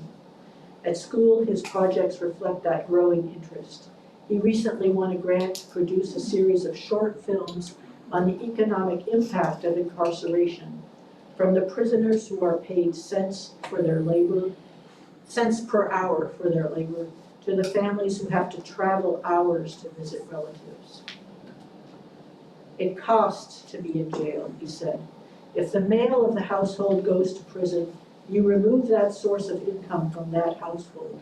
He goes from a breadwinner to an expense. It's a depressing paradigm shift. Michael and his family felt that shift when he went inside. Now he's trying to make up for it by helping out his mom and sister as much as he can. In October, he visited his mother in Huntington Station on Long Island. It was the first time he had seen her since school began, and he arrived clutching some window blinds he was to install at his sister's house. He was always a smart boy, she said. When something broke in the house, he wouldn't throw it away, he'd fix it. She had prepared food and a cake for her birthday, which he ate before heading to his sister's. Work, that's what I do, he said jokingly. I paint things, I fix bathrooms, it doesn't change. So I think that's a great count of like 3 profiles of 3 different people. In many ways, these are success stories. There are a lot of stories, I think, that are not, where people can't reintegrate with the same sorts of facility, don't have the same support networks, aren't engaged in school. And so these are things that I think liberation literacy is really working on, is how to know, how you meet somebody who is just coming out of prison, and how do you understand what their circumstances are? How do you understand something about their state of mind? How do you understand what their needs are, and how do you figure out what you can do to assist in the process of meeting those needs? And so that's really what this program is all about, and that's what the training this afternoon will be about. It's how to encounter people who have just come out of prison. There's something that, at the very beginning of the article, it was talking about the going into the housing situations. And see, what's crazy to me is when they let guys out of prison, they're putting them into a housing facility downtown Portland. As soon as they walk out, there's nothing but heroin and meth on the streets right there in front of them. You know what I mean? And this is what brought a lot of the guys to prison from the get-go. This is their way of showing it to them in their face to get them to re-offend. You know what I mean? We can put it somewhere else compared to these certain areas, but they put them in different areas to make sure that as soon as you walk out of the door, this is what you see, this is what you're used to. I go downtown every other Thursday and I feed homeless people all day long, you know what I'm saying? We make a bunch of food over at my friend's mom's house and we just go down and feed everybody. And there's been multiple times to where a guy will walk up and I'll take my mask off like, hey man, how you been? You know, and they're looking at me like, oh my God, like I remember you from prison. And I'm like, I remember you too, and that's the reason why I pulled my mask off so you can see who I am, to show you that there's something different in this. You know what I mean? So you just have to be a different influence on the people. But it's hard for someone who has no support to come out, get a job, get anything, get established, when they put you in an environment to put you right back to where you were before you went in. Does anybody have any questions or comments or thoughts or anything?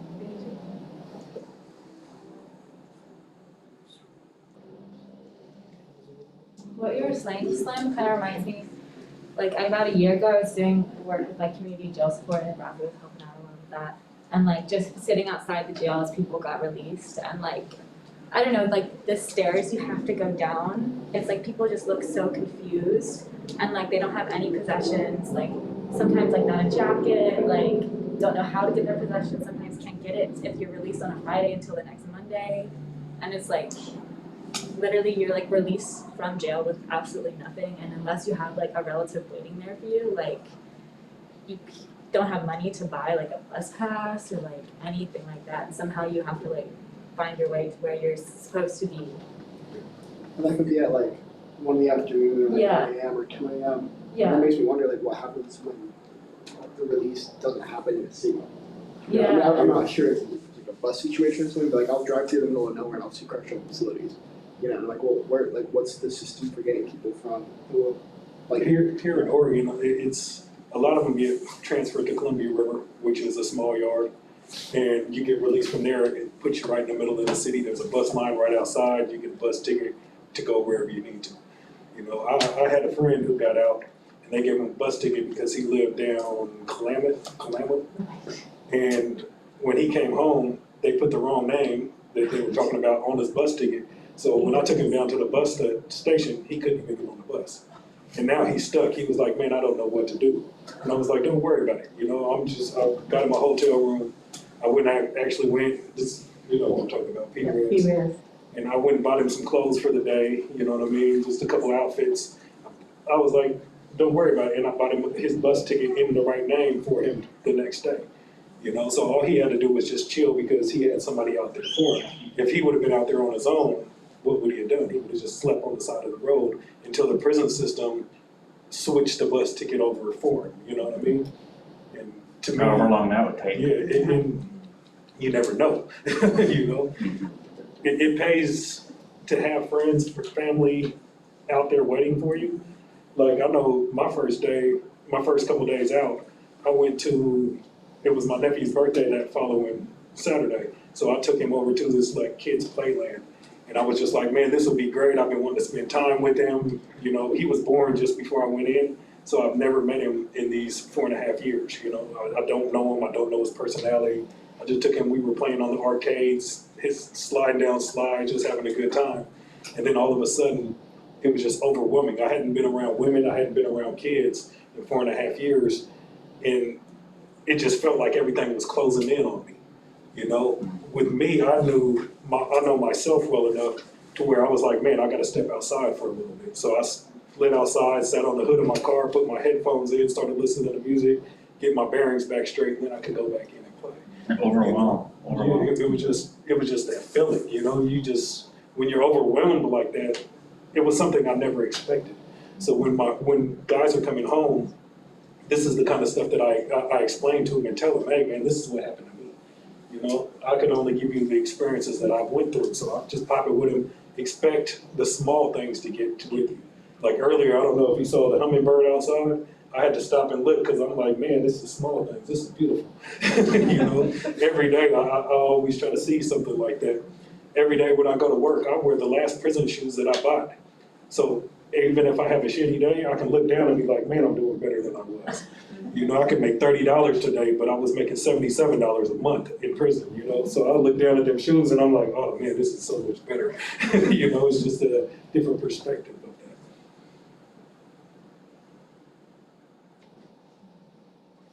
It was one thing that kind of struck me in the New York Times thing that we just read was like how many times people brought up urban gardens and like those little pockets as like a tool and like I don't know. It was just interesting to think about that playing a specific role in like the transitioning back to outside life. I hadn't thought about it because obviously like I'm from a city, so I'd like been around it, you know, and I see like how it does like create that community in a neighborhood, but I hadn't like thought about it as like a non-regional based thing in that sense. You know, when I was on the inside, I used to tell my wife all the time, just tell me how red the tomatoes were when we were in the store. You know, I just needed that normalcy in my life. And when you're sitting in there, you're just so disconnected from everything. My mom would be like, oh, we're sitting in traffic, this sucks. I would be like, man, I wish I was sitting in traffic. Like, oh, I sit in traffic all day long. I live in Vancouver, I work in Beaverton in the cab, so I'm constantly trying to get back to Vancouver in the middle of rush hour traffic, 4, 5, 6 o'clock. And everybody is, I'm looking at people in their cars and they're just like distraught, just pissed off. And I'm sitting there like, oh, this is great. Oh, traffic, this is wonderful. I love seeing you guys, you know, it's funny. It's funny. Joshua actually participated in the gardening program at Columbia River Correctional Institute. So you had to water, right? Yeah, well, I asked to be like the main, I just watered all the plants. But yeah, it was a master gardener certification. I think it was called Seeds to Supper. And I don't know if they wouldn't be doing classes inside anymore because of the pandemic, but I don't know if they still exist at all, the nonprofit itself. But yeah, there was a small garden in the back of the prison and we could go out at like, I think it was like twice a week, and it depended on the volunteers coming in, but they would allow us in the backyard and we just water stuff. We could eat some of it, but and that was the weird thing, if you took like a little thing of mint to put in like your tea or something, and you took it upstairs with you, you would like go, that's contraband, you go to the hole for like mint, or like a tomato, or like whatever. And so we just had to like eat random stuff out in the backyard. And it was like a small thin slice like plotted of land along the back of the prison. So it wasn't even really a yard, but I call it the backyard. And then it was like a steel fence gate with barbed wire, no, razor wire actually on the top. And then there was a back parking lot for staff. And like that was, as terrible as that sounds, it was really nice being able to just like feel soil or eat like a tomato, you know, like random stuff. I don't even like tomatoes. I hate tomatoes. But the fact that I could do that and it was something different, that was the only time in my life I've ever actually like literally ate a tomato, and it was great. So it's a really weird thing. We have a big garden out there in Tillamook. Like right outside of my cabin, there was just probably almost the size of this room, just a garden back there. And only some people could go up in there. But with me working in the kitchen, I had access to all the gardens, you know, so I used to get the fresh tomatoes, like you said, and to me it was great. The South Fork? Great, yeah, South Fork, yeah. South Fork is a unique prison because it's like a work camp, there's not cells, there's like no bars, There's right? no fence. Yeah, there's no fence. You can walk It's- away at any point if you really want to, and since I've been out, multiple people have walked away. So I can't see it staying open too much longer. That model of the plantation to me once, and I was like, oh. Yeah. Yeah, Basically. yeah, no, it is, you know, it's peaceful, you know. It's crazy, because when I was sitting out in South Fork, I used to have deer that would walk up to me and eat out of my hands. Like I had this piece of watermelon one time, and they knew that I tossed them apples all the time, so the deer got to know me. So I'm eating a piece of watermelon, and I'm like, here, have that, and the deer ate it, and his eyes got big and looked at me, and I was like, you want some more? Come here. And I had the rind and everything, and he just came and just ate out of my hand, and I'm sitting there petting this deer while he's eating watermelon out of my hand. I used to feed raccoons early in the morning because working in the kitchen. Every morning, all the mom raccoons, there was like 6 of them, would come and see me every morning because they knew I had pancakes, I had these protein bars. Protein bars had grain, peanut butter, like all this. Really Like- buff raccoons. I'm talking about these raccoons got huge. So then after they had their babies, you could tell that they had their babies because they got smaller. And then one day I go out there to go see the 6 mom raccoons, and there's 15 babies out there. So it's me sitting there on this bucket and nothing but raccoons. Everybody's looking like, you are crazy. I'm just like, you're feeding, just enjoying. I had a baby raccoon jump in my lap. And I'm sitting there like, oh shit, and the mom raccoon's looking at me like, what you gonna do? And I'm throw it on the ground, I don't want to hurt your baby, you know?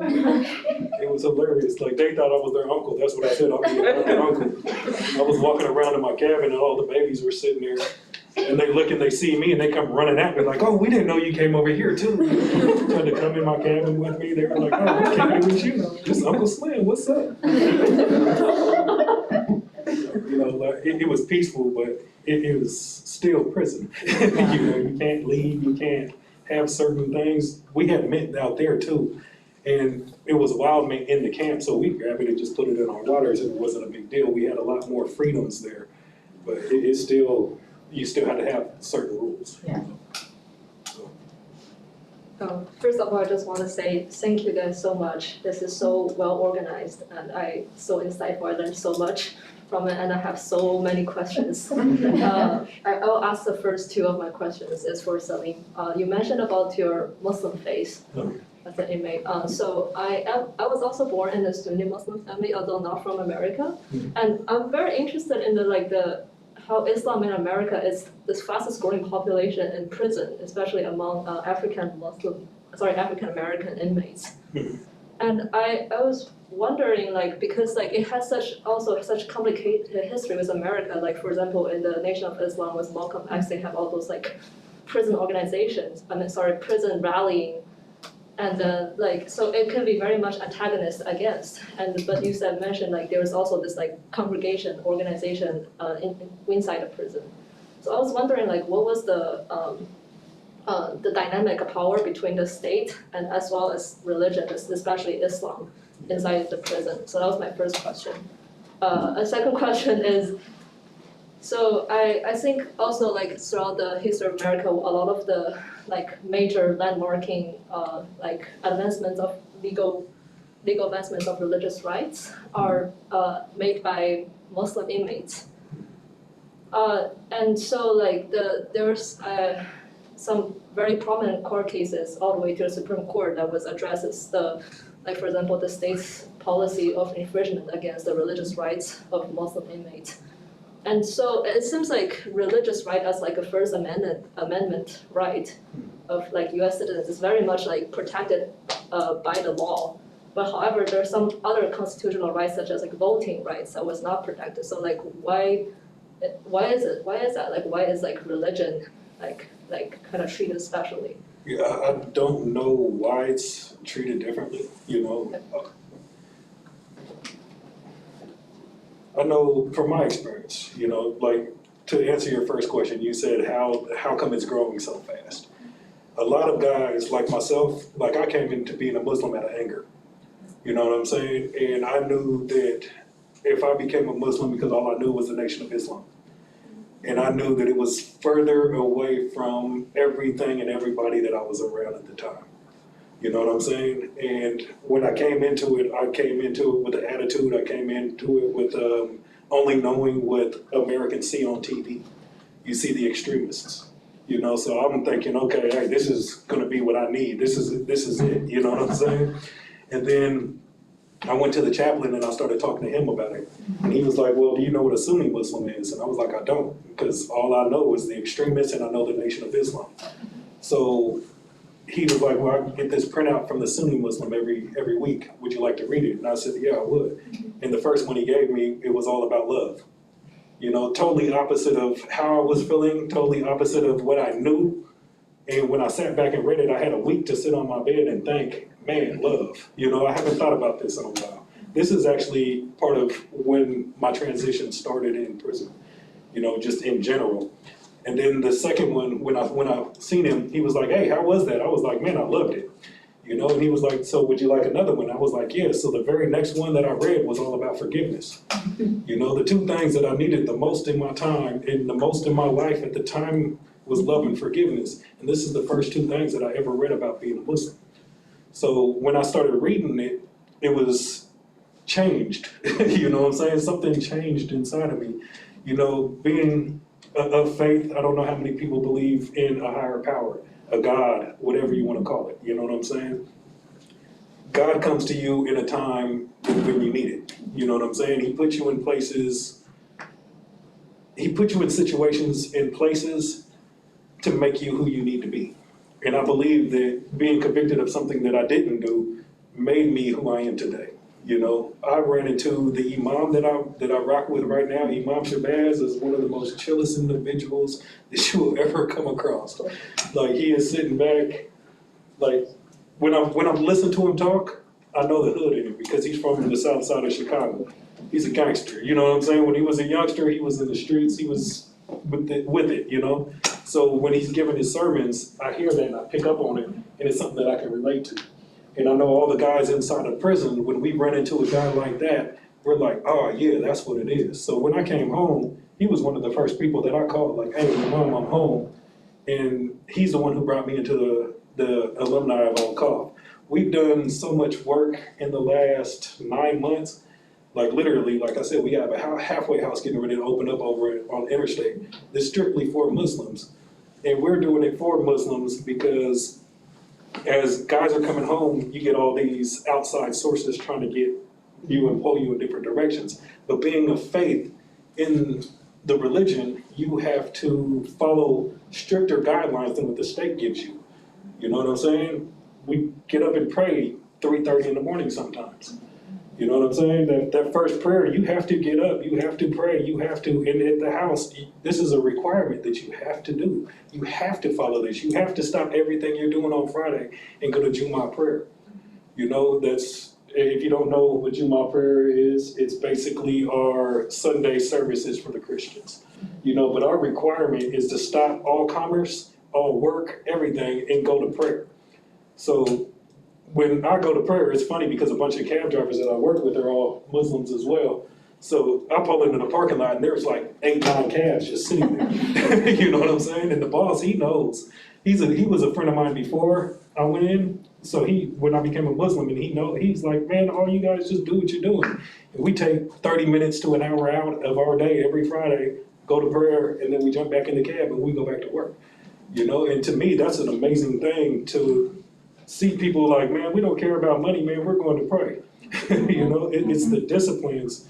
Who was it? J. Cole, he's a rapper, you know, you guys know who J. Cole, one of his lyrics says, I picked up the Quran and I listened to what, you know, the Muslims were talking about. He was like, man, that was too much work for me. You know? He said, I see the good in it, but man, that was too much discipline, I just can't do it. And I think it being inside, that the discipline of the Muslim faith is what really draws a lot of us and keeps us going, you know? And when we're dealing with the COs and the guards, they see that if we're willing to be disciplined in this way, and I held myself differently to a different standard of what they expected, you know? And when my buddy Fly, Carl, you guys know Fly, he ran the Muslims before I did.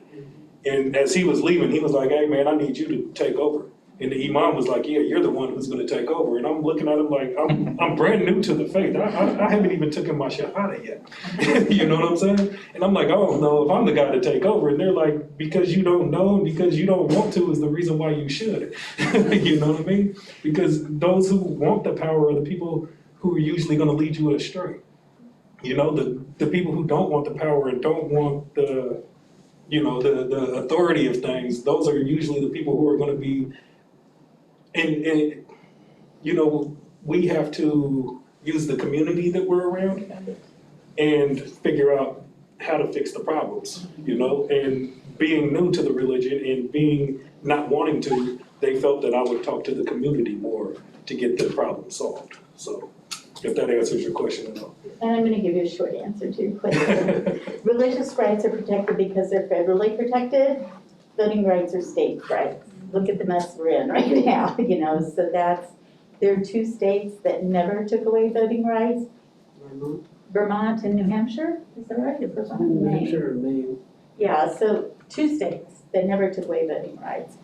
And then there's all kind of variations between after that in the other 48. But there's a lot of states that are like Oregon where you cannot vote while you're in custody or incarcerated, but once you get out, there are various ways to get your voting rights back. Florida, you have to pay all your fines, which is awful. In Oregon, they give you a voter registration card in the packet that you check out with. So, you know, there's just a lot. States' rights are a mess. Okay, we're gonna take a break now until 2 o'clock, and at 2 o'clock we'll start the training for those of you who are interested in volunteering at working at the help desk that we have now. We actually have rented it. We have a space at a co-working facility called Open House in North Portland at the corner of Alberta and MLK. So if you're interested in doing this training, either for this particular purpose or for some future purpose, right? This is something that you might not necessarily want to do now or have the time to do now, but it's definitely something that you might want to get involved in later. You could find the training useful for any of those reasons. I'm glad you communicate that the training's not so specific. No, Yeah, That the word could imply that. yeah. and everybody knows what it is, right? Everybody in here? AJ. It didn't say on the form, so is the training here? Yes. In real, how long is it? We planned for 2 hours, so I'm not sure how long it will actually take. Not more, or probably less. Yeah. It might not even be the 2 hours, you know what I'm saying? Like, Let's hope. yeah. Sorry about that. It's gonna be very relaxed, very chill, just like what we were just doing, you know what I'm saying? It's nothing that's gonna be, you know. Before you leave, the Paideia SARS have asked us to collect people's names, just in case we need to do contract tracing down the road. So Sandy, if you could maybe put your white paper at the end of the table, and she will, or do you have it? Appreciate you coming today. We're so glad to see so many here. Yeah. It'll be- I it'll be recognize fun some for a of you while. from the seed event. I pulled in the parking lot, I was like, man,